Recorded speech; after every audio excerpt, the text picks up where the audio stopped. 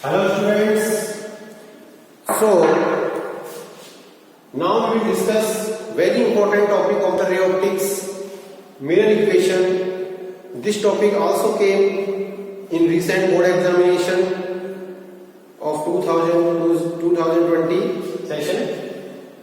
So this equation relates the three parameters of any mirror, spherical mirror, whether it is concave or whether it is convex. Object distance u, image distance v and focal length f. Image distance, object distance and focal length, इन तीनों parameters को एक दूसरे के साथ relate करने वाला equation को बोलते हैं मिरर इक्वेशन। 10th क्लास में आपने इस इक्वेशन को पढ़ा है 1/v plus 1/u is equals to 1/f।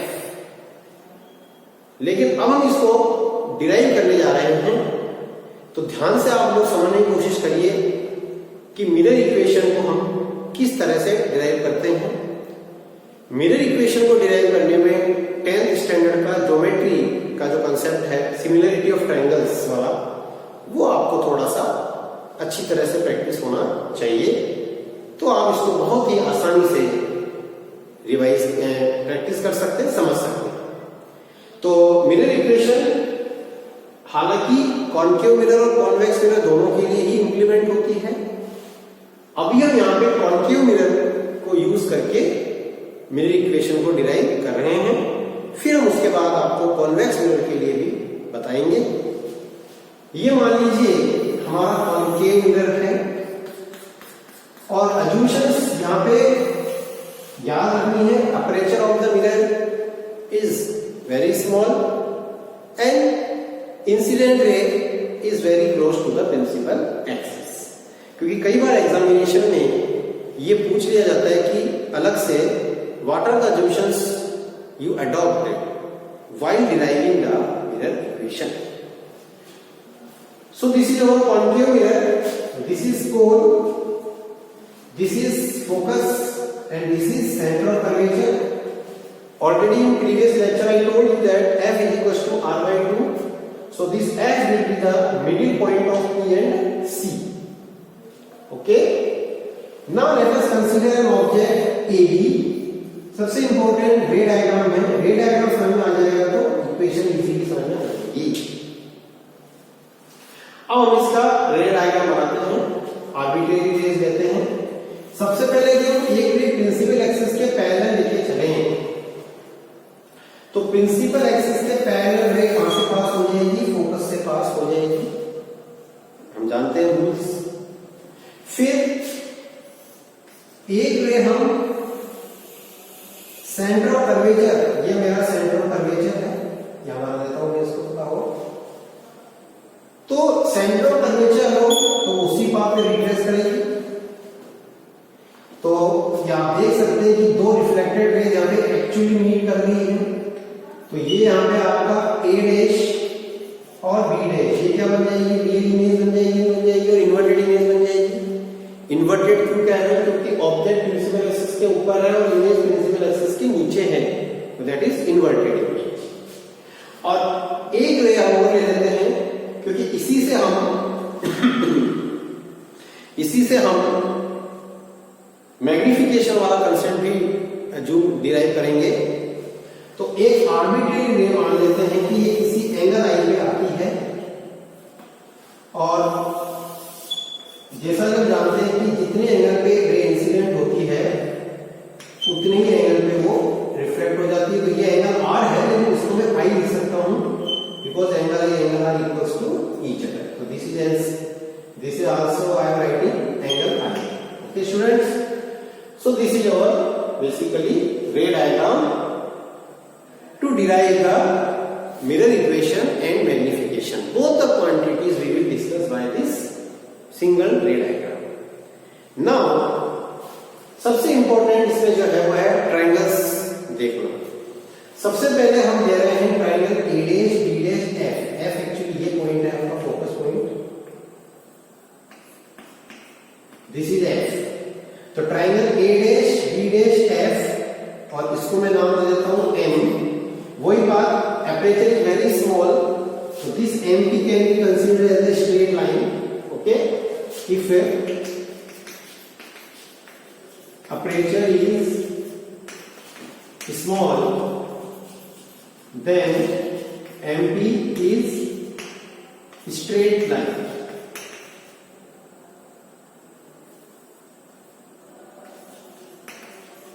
MP is the straight. Okay, student. Now you take two triangles, triangles A dash, B dash, F, and triangles M, P, F. तो आप देख सकते हैं इसमें ये दोनों ट्रायंगल्स इक्वल हो गए वर्टिकल अपोजिट के कंसेप्ट से। तो we can say that angle A dash F B dash equals to angle M F P, vertically opposite angles। ये स्टेप्स आपको लिखनी है यदि डेरिवेशन एग्जाम में आता है इस तरह से। तो अब हम देख सकते हैं कि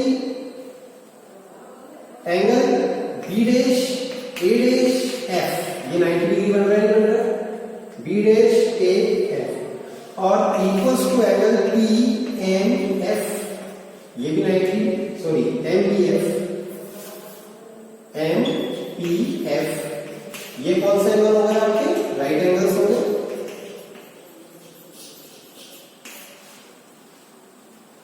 सो हमने दो ट्रायंगल में दो एंगल्स को इक्वल प्रूफ कर दिया, तो ये दोनों क्या हो गए? Similar triangles. 10th क्लास में आपने ज्योमेट्री में पढ़ा होना चाहिए। तो hence we can say that triangle A dash B dash F is similar triangle to triangle MPF। तो सिमिलर ट्रायंगल से तो इनकी साइड्स का रेशियो इक्वल करेंगे A dash B dash upon MP, perpendicular ये स्ट्रेट मान रहे हो, equals to A dash F upon PF, A dash F upon PF। तो this upon this equals to इसका बेस अपॉन इसका बेस। तो ये हमारा, आप देख सकते हैं कि this line MP and this line AB equals to each other, so MP equals to AB। One more important thing we can notice here कि A dash F की वैल्यू हमारे पास नहीं है, तो A dash F को अपन क्या लिख सकते हैं यहाँ पे? PA dash माइनस PF देख सकते हैं आप, PA dash माइनस PF, तो हमारे पास A dash F आ जाएगा। बहुत ध्यान से आपको समझना है, बस ट्रायंगल पहचान के को सिमिलर प्रूफ करने का काम है, और मिरर इक्वेशन में ज्यादा कुछ इसमें इतना प्रॉब्लम वाला बात नहीं है।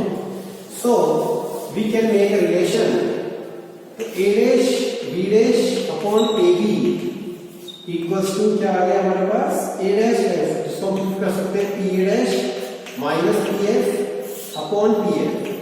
ये हमारी आ गई इक्वेशन नंबर 1। इसको हम ऐसे कैसे रहने देते हैं। अब इसी तरह से हमें दो ट्रायंगल्स का एक पेयर और लेना है। तो I think you are understanding it. इसको आप राइट डाउन भी कर सकते हैं वीडियो देखते हुए। अब हम वापिस से पेयर लेते हैं। अब आप देखिए ABP ये पूरा ट्रायंगल दिख रहा है, और A dash B dash P क्या दिख रहे हैं हम? Triangle A dash B dash P and triangle ABP। इसमें देखेंगे अब आप, ये भी दोनों क्या हो गए आपके? सिमिलर ट्रायंगल्स हो गए। कैसे देखेंगे? Angle BAP equals to angle PA dash B dash। कैसे? Right angles. कौन से ट्रायंगल राइट एंगल्स हो गए? Then angle BPA equals to angle A dash PB dash। ये कौन सा हो गया? Angle I equals to angle r laws of reflection से ये एंगल आर है, हमने एंगल आई बोल दिया, लॉज ऑफ रिफ्लेक्शन से एंगल आर इक्वल होते हैं। तो it means again we have proved that two triangles are similar. So triangle A dash B dash P similar है triangle ABC के। So we can write A dash B dash upon AB। तीनों की side का ratio कर दे रहे हैं, इसका perpendicular और इसका परपेंडिकुलर, इसका base PA dash upon PA। Okay students, now this is equation number 2। Now you see equation 1 and 2 इन दोनों का जो LHS टर्म है वो एक दूसरे के क्या है, इक्वल है। तो LHS इक्वल है तो RHS भी क्या होगा, एक दूसरे के इक्वल होना चाहिए। तो अब आप क्या कर देंगे, इक्वेशन 1 और 2 के LHS इक्वल है तो RHS को भी इक्वल कर सकते हैं। ये रे डायग्राम आपको बहुत अच्छी तरह समझ लेना है। So now what equation number 2 we obtained, A dash B dash upon AB equals to PA dash upon PA. This is equation number 2. Now you write using equation number 1 and 2. equation number 2 को use कर रहे हैं अपन लोग, तो LHS equal है तो RHS भी equal होगा। PA dash minus PF upon PF equals to PA dash upon PA। Okay, now students you see PA कितना है, minus u, sign convention follow करना है। All the distances are measured in opposite to the incident ray. ये incident ray ऐसे आगे देखिए और हम मेजर कर रहे हैं opposite to the incident ray. PA ये ऑब्जेक्ट है, तो PA क्या हो गया, ऑब्जेक्ट डिस्टेंस u माइनस ये है साइन कन्वेंशन से। PA डैश ये क्या हो गया, minus v, that is called image distance. और क्या PF आपका क्या हो गया, minus f, that is called focal length, that is called focal length. तो ये आपका फोकल लेंथ हो गया। So we can write PA dash is minus v, PF is minus f, minus minus plus हो जाएगा, upon minus f equals to minus v upon minus u। PA dash को minus v रखा, PF को minus f रखा, already minus पहले से ही था, minus minus plus हो गया, ये PF minus f, PA dash minus v, PA minus u, object distance like that. अब क्रॉस मल्टीप्लाई कर लेंगे अपन। सो माइनस माइनस ये कैंसिल हो गया, u into minus v minus uv plus fu equals to minus fv। Cross multiply कर दिया है दोनों टर्म्स को इस तरह से। Now divide both side by uvf, divide both side by uvf। तो uvf से डिवाइड कर देंगे तो मतलब दोनों साइड में uvf से डिवाइड कर देंगे तो you will get minus 1 upon f, यहाँ पे uvf से डिवाइड कर देंगे। एक स्टेप है थोड़ा बढ़ा देता हूँ, तो ये एवरीबॉडी कैन अंडरस्टैंड। मैंने क्या किया है, हर जगह ये मैंने देखो f अपॉन uvf सब तरफ मैंने uvf से डिवाइड कर दिया इसे। fv cancel, fu cancel, uv cancel, तो क्या बचा, minus 1 upon f plus 1 upon v equals to minus 1 upon u। इसको इधर लाइए, इसको इधर लाइए, माइनस 1 अपॉन f को RHS में लाइए, माइनस 1 अपॉन u को LHS में लाइए, तो we will get 1 upon v plus 1 upon u equals to 1 upon f. This is our real equation. Hence 2. तो इस तरह से अपन मिरर इक्वेशंस को क्या कर सकते हैं, प्रूफ कर सकते हैं। तो मुझे उम्मीद है कि आपको ये मिरर इक्वेशन की हर टर्म समझ में आई होगी। दोबारा ध्यान रखिए, दो ट्राइंगल के दो पेड़ लेने हैं, एक triangle A dash B dash F और MPF और ए बी पी और ए डैश बी डैश पी, उनको सिमिलर प्रूफ करके साइड्स का रेशियो इक्वल करेंगे, ऑटोमेटिकली एलएचएस इक्वल आएगा, आरएचएस इक्वल कर देंगे। थोड़ा सा करेक्टेशन आपको करना पड़ेगा। इसी से हम एक टर्म और एक्सप्लेन करते हैं, मैग्निफिकेशन ऑफ मिरर।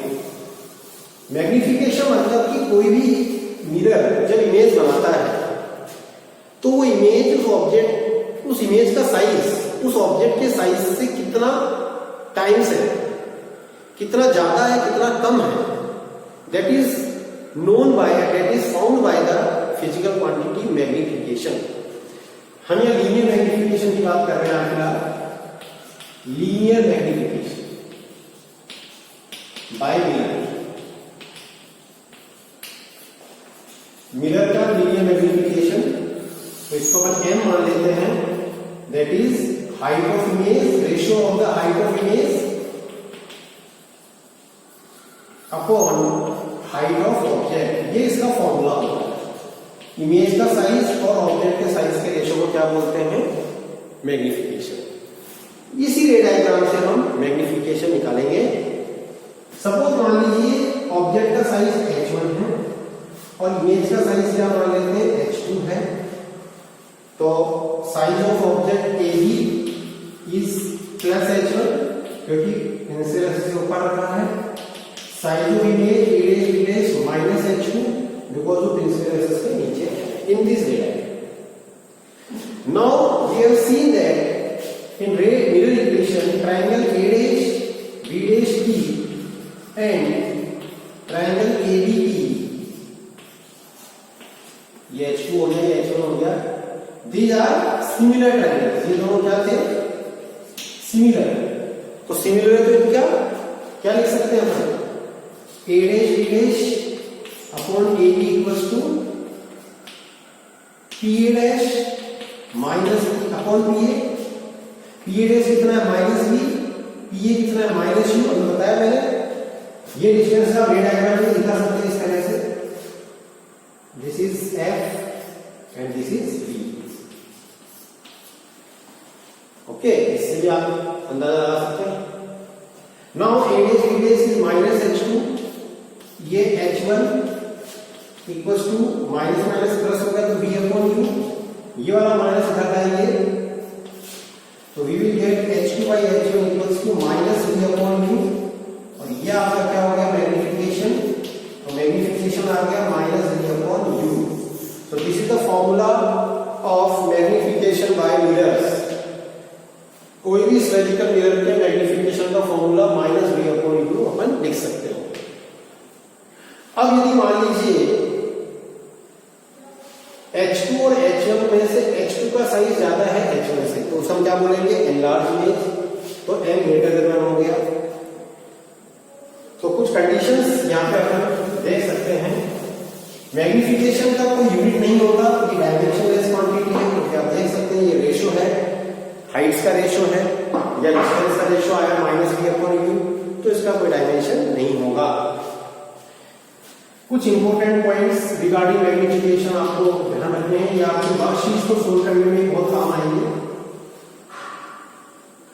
सबसे पहले यदि मान लीजिए एनलार्ज इमेज है हमारे पास, तो एनलार्ज इमेज के लिए मैग्निफिकेशन ग्रेटर देन 1 होता है। यदि डिमिनिश्ड इमेज है तो m इक्वल्स टू 1 होता है। यदि सेम साइज एज ऑब्जेक्ट है तो m की वैल्यू ग्रेटर देन, सॉरी यहाँ पे लेस देन बनाएगा डिमिनिश में। सेम साइज ऑब्जेक्ट है तो इक्वल्स टू 1 होता है। यदि मान लीजिए रियल इमेज है तो रियल इमेज का मैग्निफिकेशन क्या होगा? नेगेटिव होगा। रियल इमेज का मैग्निफिकेशन नेगेटिव होगा। और यदि वर्चुअल इमेज है तो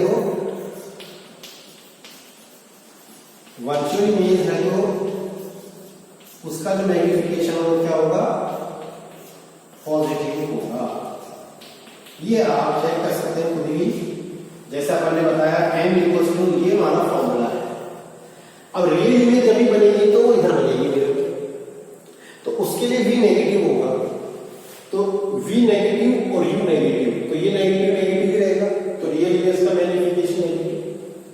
वर्चुअल इमेज मैंने आपको पहले वाले लेक्चर में बताया था कि कॉन्केव मिरर एक केस में और कॉन्वेक्स मिरर तो हमेशा ही वर्चुअल इमेज बनाता है, तो वो मिरर के अदर साइड बनेगा, मतलब जिस साइड में रिफ्लेक्शन हो रहा है उसके अदर साइड बनेगा। तो उसके लिए V पॉजिटिव और U नेगेटिव है, क्योंकि ऑब्जेक्ट को नहीं रखा जाएगा, तो वह माइनस माइनस प्लस हो जाएगा, तो वर्चुअल इमेज के लिए मैग्निफिकेशन पॉजिटिव। तो ये कुछ बातें यदि आप ध्यान से समझेंगे तो आप वर्कशीट को इजीली सोल्व कर पाएंगे। तो ये मिरर इक्वेशन और मिरर्स से इमेज फॉर्मेशन से रिलेटेड जो भी बातें मैंने बताई उनको आप अच्छी तरह से समझिए। और इसके अलावा आप लोगों ने 10th क्लास में इमेज फॉर्मेशन पढ़ा था, वो भी आप रिवाइज कीजिए। बहुत सारे क्वेश्चंस वर्कशीट के उससे सोल्व होंगे। कॉन्केव मिरर में आपने 6 केसेस पढ़े होंगे कि ऑब्जेक्ट आपका बिटवीन पोल एंड फोकस होता है, फिर फोकस होता है, फिर बिटवीन फोकस एंड सी होता है, फिर एट सी, फिर बियॉन्ड सी। तो अलग अलग केसेस में इमेज कैसे बनता है और उसकी क्या क्या प्रॉपर्टीज होती है। और कॉन्वेक्स मिरर में भी ऑब्जेक्ट आपका जो है वो एनीवेयर बिटवीन पोल और फोकस और एट इंफिनिटी। तो ये आप 10th क्लास में पढ़ के आए हैं, तो मुझे उम्मीद है कि आप कर पाएंगे। और फिर आप वर्कशीट के क्वेश्चन सोल्व करिए। वर्कशीट की प्रॉब्लम मुझे आप मेल कीजिए, व्हाट्सएप से भेजिए, हम डेफिनेटली उसका सॉल्यूशन आपको बताएंगे, समझाएंगे। तो मिरर इक्वेशन और मिरर से कंसेप्चुअल क्वेश्चंस एग्जाम में आते हैं। एनसीईआरटी में एक एग्जांपल है जोगर की वेलोसिटी इन मिरर, कॉन्वेक्स मिरर एक एग्जांपल नंबर जो है, सेकंड एग्जांपल है वो मिरर रिफ्लेक्शन में 9.3 है वो। तो उसमें आप देखिएगा कि ऑब्जेक्ट की वेलोसिटी देखिए, इमेज की वेलोसिटी निकाल। नेक्स्ट लेक्चर में उसको एक्सप्लेन करेंगे, आप उसको थोड़ा देखिए, वो बहुत अच्छा क्वेश्चन है। और इसके अलावा जो वर्कशीट में क्वेश्चन दे रखे हैं उनको आप प्रैक्टिस कीजिए।